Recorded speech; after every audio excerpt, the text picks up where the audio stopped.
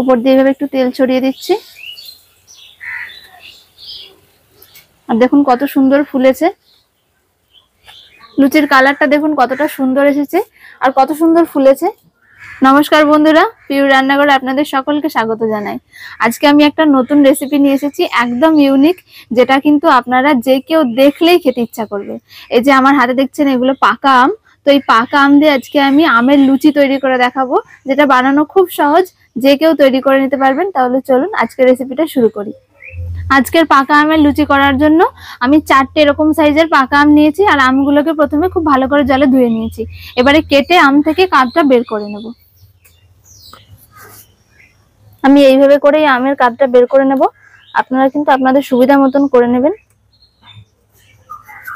আর একটু খেয়াল করবেন যাতে আমের একটু কালার হয়, যাতে আমটা একটু ভালো রং হয়, সেই রকম আম একটু নেওয়ার চেষ্টা করবেন। তাহলে লুচি যখন ভাজবেন, ভাজার পরে দেখবেন লুচির রংগুলো একটু ভালো আসবে।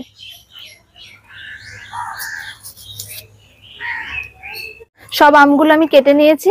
এবার এক এক করে চামচ দিয়ে আমের কাঁধটা বের করে নেব। দেখুন আমের এই কালারটা কিন্তু খুব সুন্দর। এগুলো আমাদের গাছের আম।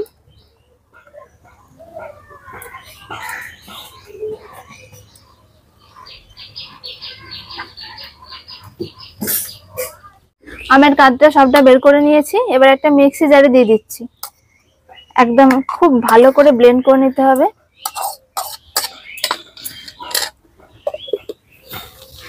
আমের সম্পূর্ণ কাঁধটা আমি ভালো করে ব্লেন্ড করে নিয়েছি। আর আজকে লুচি করার জন্য আমি 1 বাটি আটা আর 1 বাটি ময়দা নিয়েছি। এই আমের কাঁধটা দিয়ে ভালো করে মেখে নেব।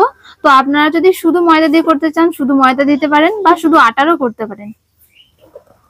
প্রথমে আমি আটাটা নিয়ে নিচ্ছি, ময়দা দিয়ে দিচ্ছি, স্বাদ মতো একটু লবণ, ভালো করে মিশিয়ে নেব। আর এতে কিন্তু তেলের ময়াম দেওয়ার কোনো দরকার নেই প্রথমেই। আর আমি এখানে কোনো চিনিও ব্যবহার করব না, যেহেতু আম খুব মিষ্টি। ভালো করে লবণ দিয়ে মাখিয়ে নিয়েছি। এবারে অল্প অল্প করে আমের কাঁধটা দিয়ে প্রথমে মাখিয়ে নেব।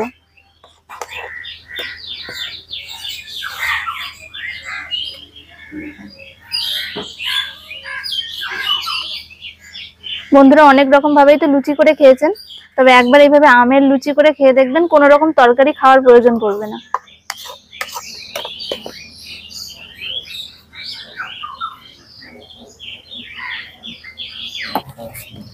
যতটুকু আমের কাঁধ বের করেছিলাম তাতে করে কিন্তু দেখুন আটা ময়দা সমানভাবেই হয়ে গেছে। তো আমার আর দরকার পড়েনি জলের। যদি আপনাদের জলের দরকার পড়ে তাহলে কিন্তু দিতে পারেন। এবার আমি 2 চামচ মতন একটু সাদা তেল হাতে নিয়ে এর সাথে ভালো করে মাখিয়ে নেব।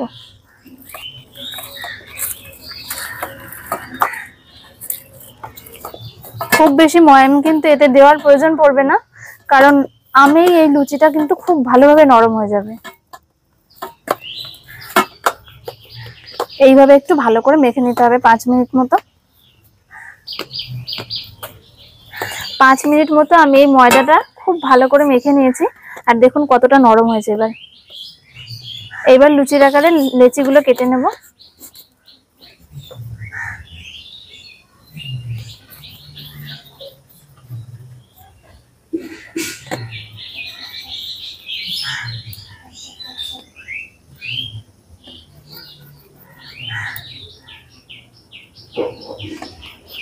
হাতে একটু তেল মেখে নিয়ে লেচিগুলো এরকম একটু সমান করে নিয়েছি। পাকা আমের রংটা এত সুন্দর বলে কিন্তু এই লেচিগুলো এত সুন্দর রং হয়েছে।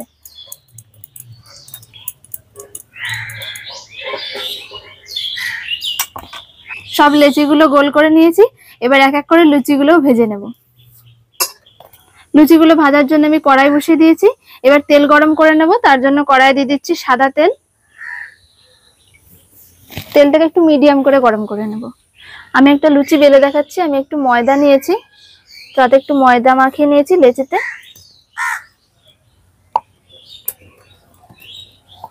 খুব বেশি কিন্তু পাতলা করা যাবে না। ব্যাস তৈরি হয়ে গেছে। এবার ভেজে নেব। তেলটা মিডিয়াম করে গরম করে নিয়ে আমি এবার লুচিটা দিয়ে দিচ্ছি ভাজার জন্য।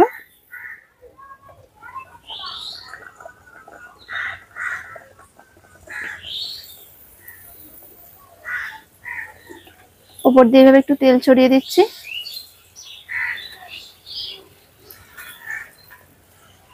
আর দেখুন কত সুন্দর ফুলেছে।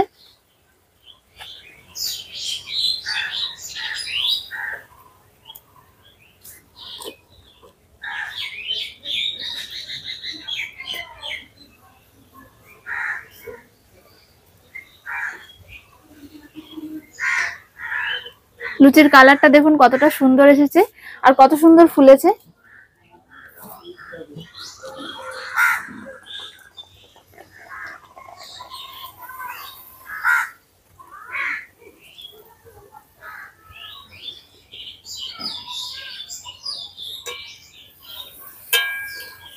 দেখুন কত সুন্দর ফুলেছে।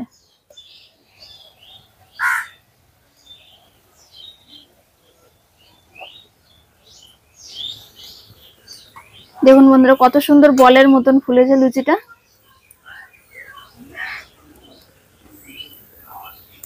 এপিট ওপিট এইভাবে উল্টে উল্টে ভেজে নিচ্ছি।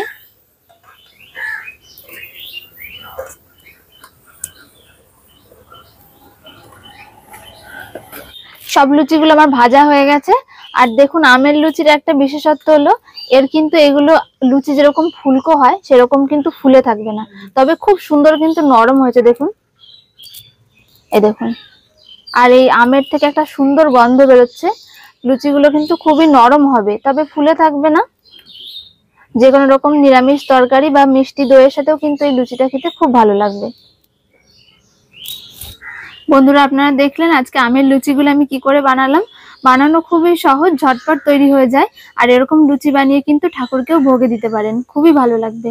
আশা করছি আজকের ভিডিওটা আপনাদের সকলের খুব ভালো লেগেছে। ভালো লাগলে অবশ্যই একটা কমেন্ট করে জানাবেন। দেখা হচ্ছে পরের ভিডিওতে। সকলে খুব ভালো থাকবেন, সুস্থ থাকবেন।